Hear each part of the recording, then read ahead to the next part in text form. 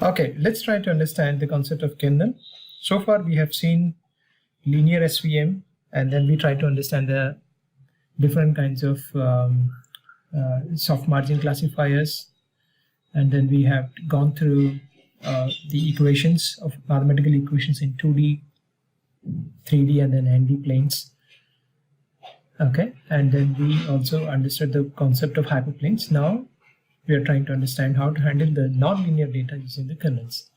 So in a real world, there might be situations where the data sets, once we try to plot and then see how it is depicted. So there are situations where you will see a non-linear data. That means it may not be in a linear fashion, it might be in a circular fashion, or it might be having a different clusters of data distributed across. So in those situations, can SVM help? Yes, it does, by using a feature transformation feature. So wherein it takes a low dimension data into a new dimensional space with the help of kernel tricks. Okay, so it does some extremely complex data transformations, and then it finds out the process to separate the data based on the labels or the outputs you are defined. Okay, so we will see what are the different kinds of kernels. There are basically three. Linear kernel, this is same as the support vector classifier, or hyperplane without any transformation at all. And polynomial kernel is capable of creating a nonlinear. The expressions, the mathematical expressions here actually is different. Polynomial decision boundaries can help, as you can see the picture below on the center one, where it actually have a curved separation between a positive and negative. So handling this kind of data, we have to apply the polynomial kernel.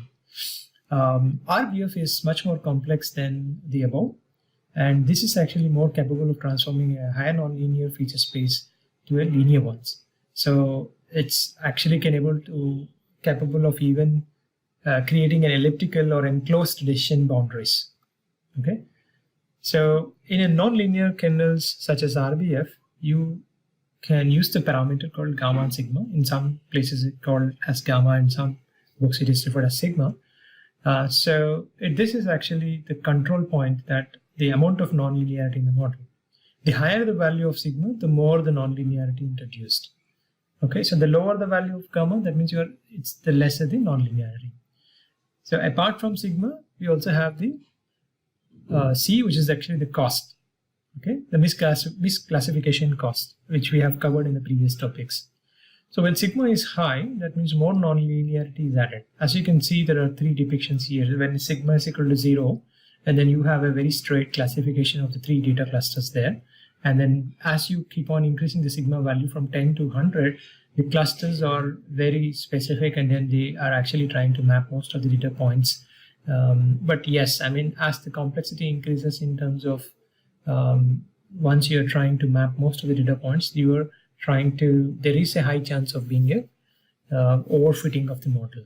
Okay, so this is how actually the kernel helps us even in the formulas, or sorry, even in the models, that we also have the control parameters of kernels here and the sigma values. Okay, let's try to look at some of the weaknesses of support vector machines. So choosing an appropriate kernel function is difficult, because you cannot straight away decide which type of kernel you are trying to apply. So you have to do some kind of exploratory data analysis. You have to see some kind of charts, some kind of plots that you have to see, and then you have to see the correlations. You have to see the confusion metrics, and then most of other things, and then only you can able to understand. It's a kind of a trick and complex, but yes, once you identify a right method, I think it will be very helpful. Extensive memory requirement, yes, because the number of features are more, it takes a lot of memory, since you have to store all different sort of support vectors in the memory. And as this number grows abruptly with the training data size, the memory also keeps on increasing. And it requires a feature scaling. Yes, one must do feature scaling of variables before applying the SVM. If you don't apply, what happens is the different variables are at different scales. Then you actually have to do generalize it, and then requires to do a feature scaling. We will see that when we perform the demo of the same. And long training time required for SVM? Yes, based on the large data sets, long training time is required. This is also depends on what type of kernel that you are trying to choose. If you are trying to choose an RBO with polynomial or with a much complex one, then the number of features will be more, and then you need to spend a lot of time on training time. Difficult to interpret. Well, it's compared to the other models like decision trees and all. SVM is a bit difficult to understand, but once you are familiar with all the concepts, once you know the kind of evaluation metrics of finding the results, then I don't think it will be a big issue with SVM. Okay, so that's how it is, and then we move on to the demo in the next coming episodes. Thank you.